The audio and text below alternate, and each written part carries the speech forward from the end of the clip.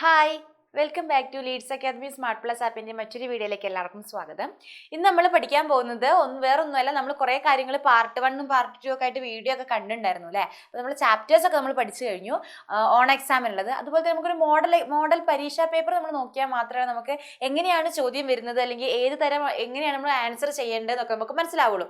അപ്പം അത് ഒന്ന് ഡീൽ ചെയ്യാൻ വേണ്ടിയിട്ടാണ് നിങ്ങൾക്ക് ഈ ഒരു സാധനം, ഒരു മോഡൽ എക്സാം, ഫസ്റ്റ് ടേമിൻ്റെ ഒരു എക്സാമിനേഷൻ, കെമിസ്ട്രി എക്സാമിനേഷൻ്റെ ഒരു മോഡൽ എക്സാം ക്വസ്റ്റ്യൻ പേപ്പേഴ്സ് ആണിത്. അപ്പോൾ ഇത് വെച്ചിട്ട് നമുക്ക് നോക്കി നോക്കാം എങ്ങനെയൊക്കെയാണ് നമ്മൾ ആൻസർ ചെയ്യേണ്ടത് എന്നുള്ളത് അല്ലേ. അപ്പോൾ നമുക്ക് തുടങ്ങിയാലോ. അപ്പം എല്ലാവരും ഇത് കാണുന്ന സമയത്ത് തന്നെ എന്ത് ചെയ്യുക, ടീച്ചർ ഉത്തരം പറയുന്നതിന് മുന്നേ നിങ്ങൾക്ക് ഉത്തരം പറയാൻ പറ്റുന്നുണ്ടോ അല്ലെങ്കിൽ ചെയ്യാൻ പറ്റുന്നുണ്ടോ എന്നുള്ളത് ക്വസ്റ്റ്യൻ വായിച്ച ശേഷം ഒന്ന് പോസ് ചെയ്തിട്ട് നിങ്ങൾ സ്വന്തമായിട്ടൊന്ന് ചെയ്ത് നോക്കണം. അപ്പോൾ തുടങ്ങിയാലോ. അപ്പോൾ നമുക്ക് ഫസ്റ്റ് ക്വസ്റ്റ്യൻ നോക്കാം. ഫസ്റ്റ് ക്വസ്റ്റ്യൻ എന്താണ്? Which of the following pair respect monomer of nylon 66, അതായത് നൈലോൺ 66 ഉണ്ടാകുന്നതിൻ്റെ മോണോമറിൻ്റെ ഏതൊക്കെയാണ്? നമുക്കറിയാം, വലിയൊരു സാധനം ഉണ്ടാകണമെങ്കിൽ രണ്ട് കുഞ്ഞു കുഞ്ഞു സാധനങ്ങൾ വേണം. ആ കുഞ്ഞു കുഞ്ഞു സാധനങ്ങളാണ് മോണോമർ, ആ വലിയ സാധനമാണ് നമ്മൾ ഉണ്ടാക്കിയിട്ടുള്ള ലാർജ് മോളിക്യൂൾസ്. അപ്പോൾ ഈ നൈലോൺ 66 എന്ന് പറഞ്ഞിട്ടുള്ള ഒരു ആളെ ഉണ്ടാക്കാൻ ഉപയോഗിക്കുന്ന മോണോമേഴ്സ് ഏതൊക്കെയാണ്? അതാണ് ഇവിടെ കൊടുത്തിട്ടുള്ള കുറച്ചുണ്ട്. എന്താ? ഫീനോളും ഫോർമാൽഡിഹൈഡും ഉണ്ട്. ഫീനോളും ഫോർമാൽഡിഹൈഡും മോണോമേഴ്സ് ആണോ? അല്ല. അതുപോലെ തന്നെ അഡിപ്പിക് ആസിഡും വിനൈൽ ക്ലോറൈഡും ഉണ്ട്. അഡിപ്പിക് ആസിഡ് ഒരു മോണോമറാണ്, വിനൈൽ ക്ലോറൈഡും ഒരു മോണോമറാണ്. പക്ഷെ ഇത് രണ്ടും കൂടി ചേർന്ന് നമുക്ക് നൈലോൺ 66 കിട്ടൂല. അതുകൊണ്ട് തന്നെ അതിന്റെ ഉത്തരം എന്ന് പറയുന്നത് ഏതാണ്? ഓപ്ഷൻ സി ആണ് റൈറ്റ് ആൻസർ. റൈറ്റ് ആൻസർ ഏതാണ്? അഡിപ്പിക് ആസിഡും ഹെക്സാമീഥൈൽ ഡൈ അമീനും ആണ് നമുക്ക് നമ്മുടെ ഉത്തരമായിട്ട് വരുന്നത്. ഇനി രണ്ടാമത്തെ ക്വസ്റ്റ്യൻസ് ഒന്ന് നോക്കിയേ. രണ്ടാമത്തെ ക്വസ്റ്റ്യൻസ് എന്താണ്? ഇതിന്റെ അഡിഷൻ റിയാക്ഷൻ നടന്നു കഴിയുമ്പോൾ നമുക്ക് കിട്ടുന്ന പ്രോഡക്റ്റ് ഏതെന്നാണ് നമുക്ക് ചോദ്യം. ഏതായിരിക്കും പ്രോഡക്റ്റ് ആയിട്ട് വരുന്നത്? നമുക്കറിയാം അഡിഷൻ റിയാക്ഷൻ എന്താണെന്ന് നമുക്കറിയാം. അപ്പോൾ എല്ലാവരും നോക്കുക. അപ്പോൾ അഡിഷൻ റിയാക്ഷന്റെ ഭാഗത്തു നിന്ന് നമുക്ക് എന്ത് വരുന്നുണ്ട്? ക്വസ്റ്റ്യൻസ് വരുന്നുണ്ട്. അപ്പോൾ അഡിഷൻ റിയാക്ഷൻ ഇതാണ് നമ്മുടെ ആൻസർ എന്ന് പറയുന്നത്. ഇനി അടുത്തത് നമുക്കിവിടെ കൊടുത്തിട്ടുണ്ട്, ഒരു ടേബിൾ ആണ് കൊടുത്തിട്ടുള്ളത്. ടേബിളിൽ മാച്ച് ദ ഫോളോയിങ് ആണ് ക്വസ്റ്റ്യൻസ്. അതായത് എന്താ, ജോഡി ആയിട്ട് നമ്മൾ എന്ത് ചെയ്യാം, തരംതിരിക്കാൻ വേണ്ടിയിട്ട്. ഈ OR എന്ന് പറയുന്നത് എന്തായിരിക്കും? OR എന്ന് പറയുന്നത് എന്താണ്? അത് നമ്മൾ എന്ത് ചെയ്യണം, നിങ്ങൾക്ക് അറിയുന്നത് ഏതാണോ അത് വെച്ചിട്ട് നിങ്ങൾ ആദ്യം ചെയ്യാം. ഇപ്പം നിങ്ങൾക്ക് OH ആണ് അറിയുന്നത്, ആൽക്കഹോൾ ആണ്. COH ആണെങ്കിൽ ഇത് കാർബോക്സിലിക് ആസിഡ് ആണ്. അതുപോലെ തന്നെ CH ആണെങ്കിൽ ആൽഡിഹൈഡ് ആണ്. O ആണെങ്കിൽ നമുക്ക് ഈതർ ആണ്. അതുകൊണ്ട് തന്നെ ഏതായിരിക്കും ഓപ്ഷൻ? ഇവിടെ A4 വന്നിട്ടുള്ളത് ഏതിലൊക്കെയാണ്? A4 വന്നിട്ടുള്ളത് രണ്ടിലുമാണ്. രണ്ടെണ്ണത്തിൽ ബിയും സിയും ഉണ്ട്. അതുകൊണ്ട് CH ആൽഡിഹൈഡ്, അതായത് ബി എന്ന് പറയുന്നത് 1 ആയിട്ടുള്ളത്, B1 അതുണ്ട്. ഇനി മൂന്നാമത്തെ COH വരുന്നത് ഏതിലാണ്? നമ്മുടെ രണ്ടാമത്തതിൽ COOH. C എന്ന് പറയുന്നത് 2, C2 വരുന്നതിലാണ്. അപ്പോൾ ഓപ്ഷൻ സി ആണ് ഇറ്റ്സ് റൈറ്റ് ആൻസർ എന്ന് പറയുന്നത്. ഓക്കെ അല്ലേ? അതുപോലെ ഇവിടെ രണ്ട് സ്റ്റേറ്റ്മെന്റ്, ഇങ്ങനത്തെ ക്വസ്റ്റ്യൻസ് എന്തായാലും കാണും. സ്റ്റേറ്റ്മെന്റ് തന്നിട്ട് ആ സ്റ്റേറ്റ്മെന്റിൽ ഏതാണ് കറക്റ്റ് ഏതാണ് തെറ്റ്, അല്ലെങ്കിൽ രണ്ടും കറക്റ്റ് ആണോ അല്ലെങ്കിൽ രണ്ടും തെറ്റാണോ എന്നുള്ള ചോദ്യം. ഓപ്ഷൻസും സ്റ്റേറ്റ്മെന്റ് നന്നായിട്ട് വായിച്ചു വെക്കുക. എന്താണ് പറയുന്നത്? ഇത് subshell of electron configuration of X with atomic number 23 ഉള്ളൊരു എലമെന്റിന്റെ നമ്മുടെ സബ്ഷെൽ ഇലക്ട്രോൺ കോൺഫിഗറേഷൻ ഇവിടെ കൊടുത്തിട്ടുണ്ട്. അപ്പൊ ആറ്റോമിക് നമ്പർ ഇത് കറക്റ്റ് ആണോ എന്ന് അറിയാൻ വേണ്ടി നമ്മൾ എന്ത് ചെയ്താൽ മതി? ഇവിടെ കൊടുത്തിട്ടുള്ള ആളുകളുടെ മുകളിലുള്ള ആളുകൾ അത് കൂട്ടിയാൽ മതി. അപ്പൊ 23 കിട്ടുന്നുണ്ടെങ്കിൽ ഈ ഒരു ആൻസർ, ഈ ഒരു സ്റ്റേറ്റ്മെന്റ് ശരിയാണ്. അപ്പൊ കൂട്ടുന്ന സമയത്ത് നമുക്ക് 23 കിട്ടുന്നുണ്ട്. അതുകൊണ്ട് തന്നെ ആ ഒരു സ്റ്റേറ്റ്മെന്റ് എന്ന് പറയുന്നത് എന്താണ്? കിട്ടുന്നുണ്ടോ നോക്കുക. അതായത് 2, 4, 10, 10ഉം 2ഉം 18, 18ഉം 2ഉം 20, 20, 23. അതുപോലെ തന്നെ എന്താണ് നമുക്ക് ഇവിടെ താഴെ കൊടുത്തുള്ള അടുത്ത സ്റ്റേറ്റ്മെന്റ് 2 എന്താ പറഞ്ഞിട്ടുള്ളത്? The X element belong to 4th period. X element എന്ന് പറയുന്നത് ബിലോങ്സ് ടു 4th പീരീഡ്. കാരണം എന്താണ്? അതെ, കറക്റ്റ് ആണ് അല്ലേ? കാരണം ഇവിടെ കണ്ടോ, ഇവിടെ ഏറ്റവും ലാർജ് നമ്പർ എന്ന് പറഞ്ഞാൽ 4s അവസാനം നിൽക്കുന്നത്, 4s2 അതുകൊണ്ട് തന്നെ ഇവിടുത്തെ പീരീഡ് എന്ന് പറയുന്നത് എത്രയാണ്? പീരീഡ് എന്ന് പറയുന്നത് 2 ആണ്. അപ്പൊ ഇതിൻ്റെ അകത്ത് എന്താണ്? നമ്മുടെ 1ഉം 2ഉം ഓപ്ഷൻസ് സ്റ്റേറ്റ്മെന്റ് കറക്റ്റ് ആണ്. അതാണ് ഇതിന്റെ ആൻസർ. ഓപ്ഷൻ ഡി ആണ് ആൻസർ. അടുത്തത് എന്താണ്? IUPAC naming of the following compound. ഇവിടെ കുറച്ച് കോമ്പൗണ്ട് തന്നിട്ടുണ്ട്, സംയുക്തങ്ങൾ തന്നിട്ടുണ്ട്. ഇവരുടെ IUPAC നെയിമിംഗ് എഴുതാൻ നമുക്കറിയാം. നമ്മുടെ ഫംഗ്ഷണൽ ഗ്രൂപ്പ് ഇവിടെ ഫംഗ്ഷണൽ ഗ്രൂപ്പ് ആണുള്ളത്. ഫംഗ്ഷണൽ ഗ്രൂപ്പ് ആരാണ്? ഇവിടുത്തെ ക്ലോറിനാണ്. അപ്പൊ എന്ത് ചെയ്യണം? ക്ലോറോ, നമ്മൾ ആദ്യം നമ്പർ ചെയ്യണം. 1 2 3 4 1 2 3 4 2 ക്ലോറോ, ഏതാണ് വരുന്നത്? മെത്ത് 4 കാർബൺ ഉള്ളപ്പം ബ്യൂട്ടൈൻ. ഓക്കെ അല്ലേ? ഇതുപോലെയാണ് നമ്മുടെ ഇയാളുടെ IUPAC നെയിം വരുന്നത്. അതുപോലെ തന്നെ ഇയാളുടേതാണെങ്കിലും ഇവിടെ ട്രിപ്പിൾ ബോണ്ട് ഉണ്ട്. അപ്പൊ ഇവിടുത്തെ എന്താണ്, നമ്മൾ ആദ്യം എന്ത് ചെയ്യണം, ആദ്യം എത്ര വേർഡ് റൂട്ട് ഉണ്ട് നോക്കണം. 1 2 3 4 5 ആവുമ്പോൾ meth eth prop but pent. Pent ANE ആണോ ENE ആണോ YNE ആണോ? YNE ആണ് അല്ലേ, ട്രിപ്പിൾ ബോണ്ട് ആയതുകൊണ്ട് YNE, പെൻറ്റൈൻ എന്ന് പറയും.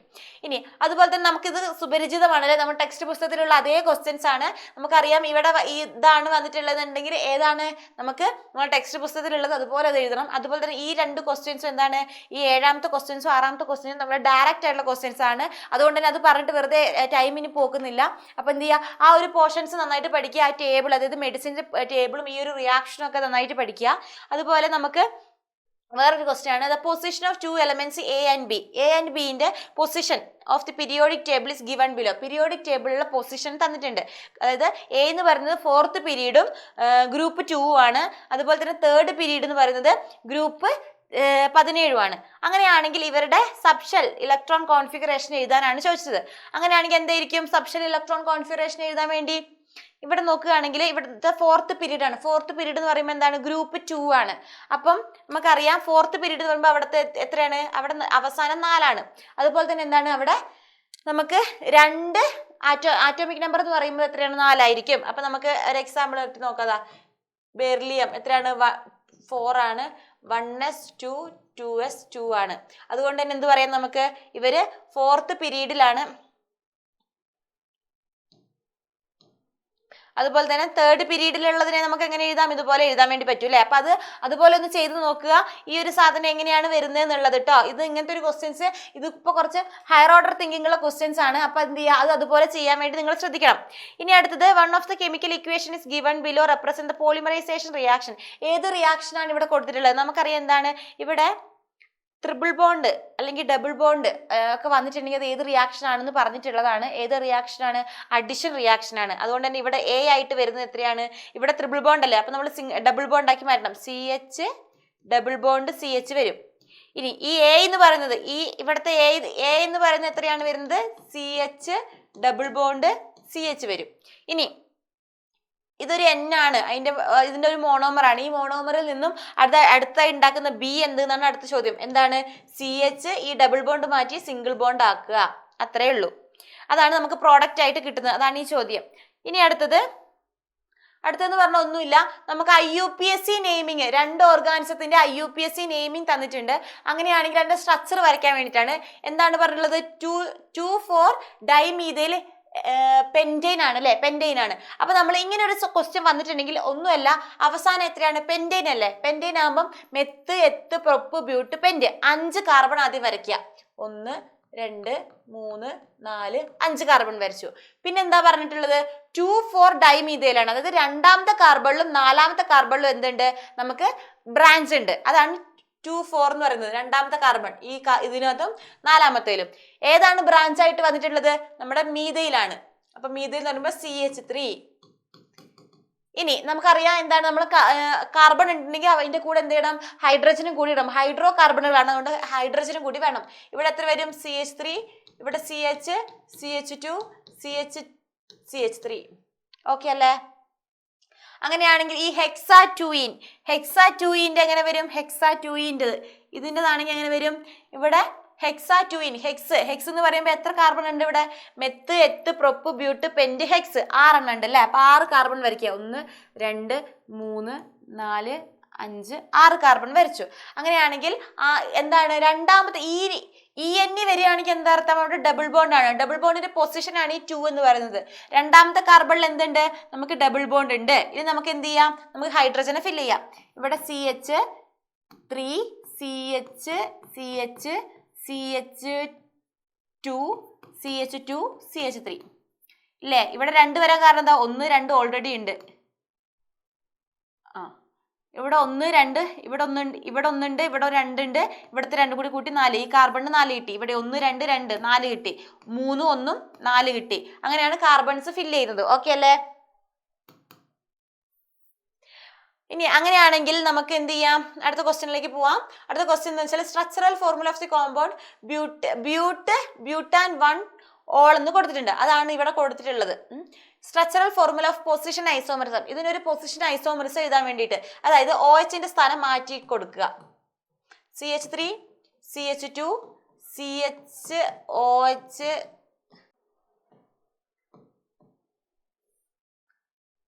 CH2 ഇതാണ് CH3. ഇതാണ് നമ്മുടെ എന്തെന്ന് പറയുന്നത്, നമ്മുടെ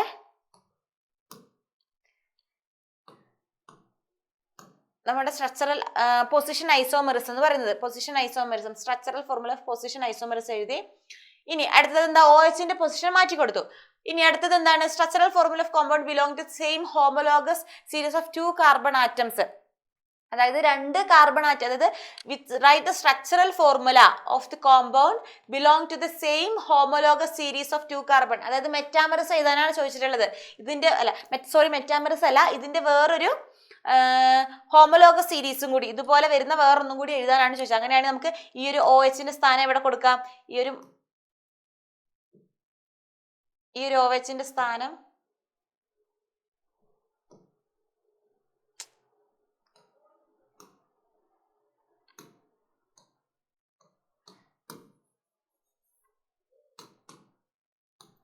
OHന്റെ സ്ഥാനം എവിടെ കൊടുക്കാം, വേണമെങ്കിൽ ഇത് മാറ്റിയിട്ട് വേണമെങ്കിൽ ഇവിടെ കൊടുക്കാം. അതൊക്കെയാണ് എന്താ, ഹോമോലോഗസ് സീരീസ്. അതായത് ഒരേ മോളിക്യുലാർ ഫോർമുല എഴുതണം, അതിന്റെ ഡിഫറെന്റ് ആയിട്ടുള്ള സ്ഥലത്തായിരിക്കും എന്ത് ചെയ്യേണ്ടത്, OH കിട്ടു കൊടുക്കേണ്ടത്. അതാണ് ഹോമോലോഗസ് സീരീസ്. ഇനി അടുത്തതെന്ന് പറയുന്നത് എന്താണ്, മോളിക്യുലാർ ഫോർമുല ഇവിടെ കൊടുത്തിട്ടുണ്ട്. ആ മോളിക്യുലാർ ഫോർമുല അനുസരിച്ച് നമുക്ക് IUPAC name of the isomers, ഇതിന്റെ ഐസോമേഴ്സിന്റെ IUPAC നെയിമിങ് എഴുതാൻ വേണ്ടിയിട്ടാണ്. അപ്പൊ ഒന്നുമില്ല, കാർബൺ എത്ര എണ്ണം ഉണ്ട് നോക്കുക. പിന്നെന്താണ്, അവിടെ വന്നിട്ടുള്ള ആളാരാണ്, O ആണ്. O എന്ന് പറയുമ്പം അവിടെ എന്താണ്, നമ്മുടെ ആൽക്കോക്സി ഗ്രൂപ്പുകളാണ്. അത് ആലോചിച്ചിട്ട് പേരിടണം.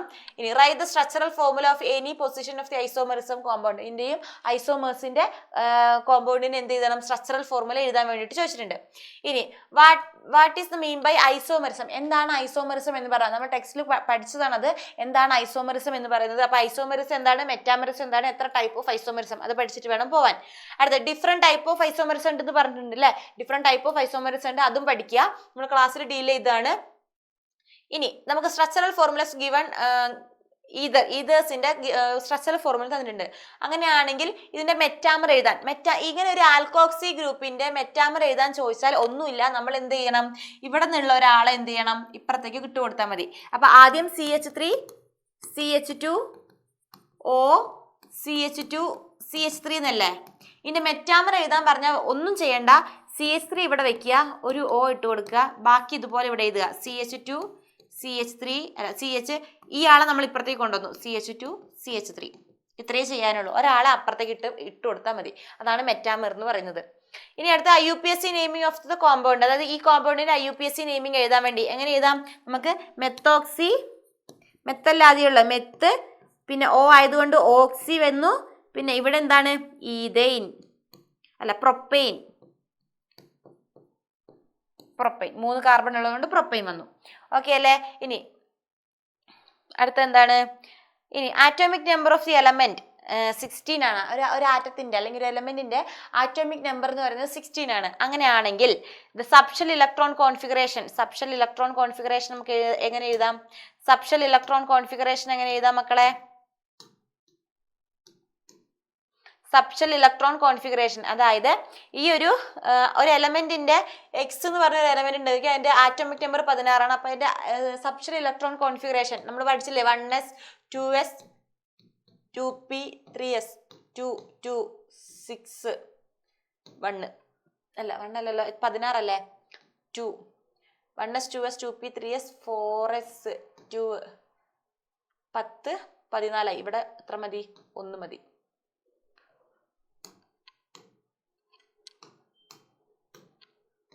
ഓക്കെ അല്ലേ. Find the value of quantum number n and l of the electron outer most shell. Outer most ഷെല്ലില് n എന്ന് പറയുന്നത് എത്രയാണ്, n എന്ന് പറഞ്ഞ ഔട്ടർ മോസ്റ്റ് ഷെല്ല് എത്രയാണ്, ഇവിടെ 4 ആണ്. ഇനി എത്രയാണ് അവിടുത്തെ l എന്ന് പറയുന്നത്, ഇതാണ്, അതെന്ന് പറയുന്നത് 1 ആണ്. ഇനി find the value of quantum number അത് എഴുതി. Find out the orientation of outermost shell. Outermost ഷെല്ലുള്ള ഓറിയന്റേഷൻ എങ്ങനെയാണെന്ന് കണ്ടാലോ നമ്മൾ എഴുതിയിട്ടുണ്ട് അല്ലേ. 4s1 എന്ന് എഴുതിയാൽ മതി. 4s1 എന്ന് എടുത്തെഴുതുക. അതാണ് ഈ ക്വസ്റ്റ്യന്റെ ആൻസർ. ഇനി when carbon monoxide react with hydrogen എന്ത് കിട്ടും? 573 കെൽവിനിൽ നമ്മൾ റിയാക്ട് ചെയ്തിട്ടുണ്ടെങ്കിൽ എന്ത് കിട്ടും? നമുക്ക് ഒബ്റ്റെയിൻ ചെയ്യുന്ന എന്താണ്? മെത്തനോൾ ആണ്. മെത്തനോൾ. ഇതൊക്കെ നമ്മൾ ടെക്സ്റ്റിനകത്ത് ഉള്ള അതേ ഡീറ്റെയിൽസ് ആണ് കേട്ടോ. ഇനി write the when the react carbon monoxide ആയിട്ട് റിയാക്ട് ചെയ്യുമ്പോൾ നമുക്ക് എന്ത് കിട്ടും? എത്തനോയിക് ആസിഡ് കിട്ടും. അടുത്തത് A and B compound. Identify the A and B compound. A എന്ന് പറയുന്നത് മെത്തനോൾ ആണ്. ബി എന്ന് പറയുന്നത് എന്താണ്? ബി എന്ന് പറയുന്നത് എത്തനോയിക് ആസിഡ് ആണ്. ഇനി write the structural formula of the B, അതായത് എത്തനോയിക് ആസിഡിന്റെ സ്ട്രക്ചറൽ ഫോർമുല ആണ് എഴുതാൻ ചോദിച്ചിട്ടുള്ളത്. എന്താണ്?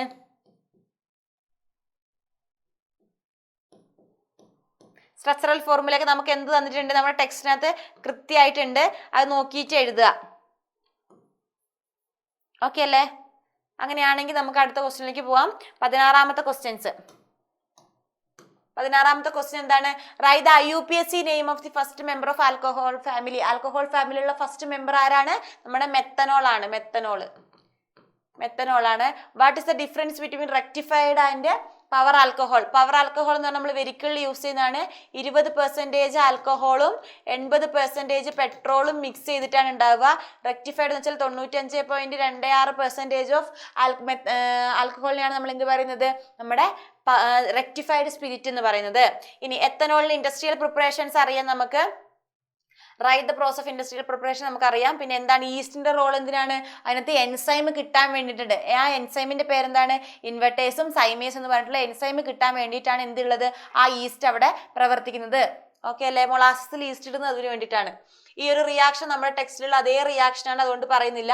തെർമൽ ക്രാക്കിങ്ങും കമ്പഷനും തമ്മിൽ ഡിഫറൻസ് ഇമ്പോർട്ടൻ്റ് ആണ്, പഠിച്ചിട്ട് പോകണം. അതുപോലെ തന്നെ റൈറ്റ് ദ മോളിക്കുലാർ. അടുത്ത question the molecular formula of organic compound. Organic കോമ്പൗണ്ടിന്റെ മോളിക്കുലാർ ഫോർമുല കൊടുത്തിട്ടുണ്ട്. The compound has bivalent oxygen atoms. ആ ഒരു കോമ്പൗണ്ടിന് എന്താണുള്ളത്? ബൈവാലന്റ് ആയിട്ട് ഒരു ഓക്സിജൻ ആറ്റം ഉണ്ട്. Write the structural formula of two compound fulfilling the conditions. ഇത് വെച്ചിട്ട് നമ്മൾ എന്ത് ചെയ്യണം? അതിന്റെ സ്ട്രക്ചറൽ ഫോർമുല എഴുതണം. സ്ട്രക്ചറൽ ഫോർമുല എഴുതുമ്പോൾ നമ്മൾ ആദ്യം എന്ത് ചെയ്യണം? സി എത്ര ഉണ്ട് നോക്കുക. എത്ര ഉണ്ട്? നമുക്ക് 5 സി ഉണ്ട്. 1 2 3 4 5 വരച്ചു. എച്ച് എത്ര ഉണ്ട്?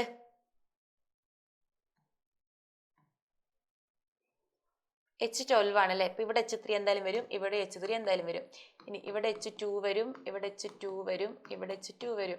എത്രയായി? 12 ആയോ? 3 3 6 6 2 8 8 2 10 10 2 12. ഇനി അടുത്ത് നമുക്ക് O ഉണ്ട്. O നമുക്ക് എവിടെ കൊടുക്കാം?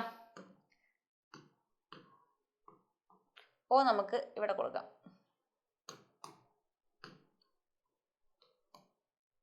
ഓക്കെ അല്ലേ? ഇനി അങ്ങനെയാണെങ്കിൽ what is the functional group present in the compound? ഏത് ഫങ്ഷണൽ ഗ്രൂപ്പ് ആണ്? O വന്നിട്ടുണ്ടെങ്കിൽ ഏതാണ്? ആൽക്കോക്സി ഗ്രൂപ്പ് ആണ്. Alkoxy group. O വന്നിട്ടുണ്ടെങ്കിൽ alkoxy group. Which type of isomerism is exhibited? എന്ത് ടൈപ്പ് ഓഫ് ഐസോമെറിസം ആണ് ഇവിടെ എക്സിബിറ്റ് ചെയ്തിട്ടുള്ളത്? നമ്മുടെ ഏതാണ്? മെറ്റാമെറിസം ആണ്. ഇവിടെ മെറ്റാമെറിസം ആണ്. ഇനി അതുപോലെ തന്നെയാണ് ഇത് നമുക്ക് പറഞ്ഞിട്ടുള്ള. ഇത് കണ്ടോ, ഇവിടെ ഒരു മോളിക്കുലാർ ഫോർമുല കൊടുത്തിട്ടുണ്ട്. അങ്ങനെയാണെങ്കിൽ സ്ട്രക്ചറൽ ഫോർമുല എഴുതുക. നമ്മൾ പഠിച്ചാണ് ഇതുപോലെ. അത് എഴുതുക. അതിന്റെ IUPAC നെയിം എഴുതുക. അതുപോലെ റൈറ്റ് സ്ട്രക്ചറൽ പൊസിഷൻ ഐസോമെറിസം. ഇതിന്റെ ഒരു പൊസിഷൻ ഐസോമേഴ്സിന്റെ സ്ട്രക്ചറും കൂടി വരയ്ക്കാനാണ് അടുത്ത ചോദ്യം എന്ന് പറയുന്നത്. അപ്പൊ ഇത്രയാണ് എന്ത് ചെയ്യുക. ഇതാണ് നമുക്ക് നമ്മുടെ ഫസ്റ്റ് ടേമിന്റെ, അതായത് ഫസ്റ്റ് ചാപ്റ്റേഴ്സ് നിന്നുള്ള അല്ലെങ്കിൽ നമ്മുടെ സെക്കൻഡ് ചാപ്റ്ററിൽ നിന്നുള്ള തേർഡ് ചാപ്റ്ററിൽ നിന്നുള്ള ക്വസ്റ്റ്യൻസ് ആണ്. നിങ്ങൾ എന്ത് ചെയ്യുക? പ്രധാനമായിട്ടും ഫസ്റ്റും സെക്കൻഡ് ചാപ്റ്റർ നന്നായിട്ട് പഠിക്കുക. തേർഡ് ചാപ്റ്റർ പഠിക്കേണ്ട എന്നല്ല, തേർഡ് ചാപ്റ്റർ കൺസെപ്റ്റ് മനസ്സിലാക്കി വെക്കുക. നിങ്ങൾക്ക് ഈസി ആയിട്ടുള്ള, അതായത് N കണ്ടുപിടിക്കാൻ, L കണ്ടുപിടിക്കാൻ, ഇല്ല സബ്ഷൽ ഇലക്ട്രോൺ കോൺഫിഗറേഷൻ എഴുതാൻ വേണ്ടി ഇതൊക്കെയാണ് നിങ്ങളോട് ചോദിക്കുക. അപ്പം അത് നന്നായിട്ട് പഠിക്കുക. പിന്നെ ഇവിടെ ക്വസ്റ്റ്യനിൽ ഡിസ്കസ് ചെയ്തിട്ടുള്ള ഓരോ പോർഷൻസും, ഇപ്പം മെറ്റാമെറിസം, ഐസോമെറിസം, അതുപോലെ തന്നെ എന്തൊക്കെ കണ്ടു? തെർമൽ ക്രാക്കിംഗ്, കമ്പഷൻ കണ്ടു, അഡിഷൻ റിയാക്ഷൻ കണ്ടു, മോണോമേഴ്സിന്റെ, പിന്നെ മെഡിസിന്റെ ടേബിൾ, ഇതൊക്കെ ഇമ്പോർട്ടൻ്റ് ആണ്. അപ്പോൾ ഈ പോർഷൻസ് ഒക്കെ എന്ത് ചെയ്യാം? കണ്ട് പഠിച്ച്, അതുപോലെ തന്നെ ഇതിന്റെ ക്ലാസ്സുകളൊക്കെ ആപ്പിലുണ്ട്. ഡൗട്ടുകൾ ഉണ്ടെങ്കിൽ എന്ത് ചെയ്യുക? അത് ക്ലിയർ ചെയ്ത് പഠിച്ചതിന് ശേഷം വേണം എവിടെ പോകാൻ? എക്സാം ഹാളിലേക്ക് പോകാൻ വേണ്ടിയിട്ട്. അപ്പോൾ ഇത്രയും കാര്യങ്ങൾ ശ്രദ്ധിക്കേണ്ട, ആരും പോകണ്ട. അപ്പം എല്ലാവർക്കും നിങ്ങളുടെ ഓൺ എക്സാമിന് വേണ്ടി ബെസ്റ്റ് വിഷസ് നേരെയാണ്. അതുപോലെ തന്നെ എന്താണ് നിങ്ങളുടെ മാക്സിമം, അതായത് ഇന്നിപ്പോൾ കഷ്ടപ്പെട്ടാൽ നിങ്ങൾക്ക് അന്നത്തേക്കുള്ള ഒരു ഫലം എന്തായാലും ഉണ്ടാവും. അപ്പോൾ എല്ലാവരും ഒന്ന് നന്നായിട്ട് എഫേർട്ട് എടുത്ത ശേഷം നന്നായിട്ട് പഠിക്കാൻ വേണ്ടി ശ്രദ്ധിക്കുക. പിന്നെ എന്തെങ്കിലും ഡൗട്ട് ഉണ്ടെങ്കിൽ എന്ത് ചെയ്യുക, ആപ്പിൽ പറഞ്ഞ പോലെ ക്ലാസ് ഉണ്ടാവും, അത് കാണുക. അല്ലാത്ത പക്ഷം നമ്മളെ വിളിക്കാനുള്ള ഓപ്ഷൻസ് ഉണ്ട്, അത് ചെയ്യുക. പിന്നെന്താണ്, പിന്നെ ഈ ക്വസ്റ്റ്യൻസ് മാക്സിമം വർക്കൗട്ട് ചെയ്യാൻ വേണ്ടി ശ്രദ്ധിക്കണം. ഞാൻ ആൻസർ പറയുന്നതിന് മുന്നേ തന്നെ നിങ്ങൾക്ക് ആൻസർ പറയാൻ പറ്റുന്നുണ്ടോ എന്നുള്ള കാര്യങ്ങൾ നോക്കുക. അതുപോലെ ലെറ്റർ സസ്സുള്ള ക്വസ്റ്റ്യൻസ് എല്ലാം ചെയ്ത് നോക്കിയിട്ട് വേണം നിങ്ങൾ എക്സാമിന് പോകാൻ വേണ്ടിയിട്ട്. അപ്പോൾ ഇത്രയും കാര്യങ്ങളാണ് പറയാനുള്ളത്. അപ്പോൾ എല്ലാവർക്കും നിങ്ങളുടെ ഓൺ എക്സാമിന് വേണ്ടി എല്ലാവിധ വിശ്വാസവും നേരെയാണ്. എല്ലാവരും അടിപൊളിയായിട്ട് പെർഫോം ചെയ്യാൻ പറ്റട്ടെ എന്ന് ആശംസിക്കുന്നു. അപ്പം എല്ലാവർക്കും ബൈ ആൻഡ് ടേക്ക് കെയർ.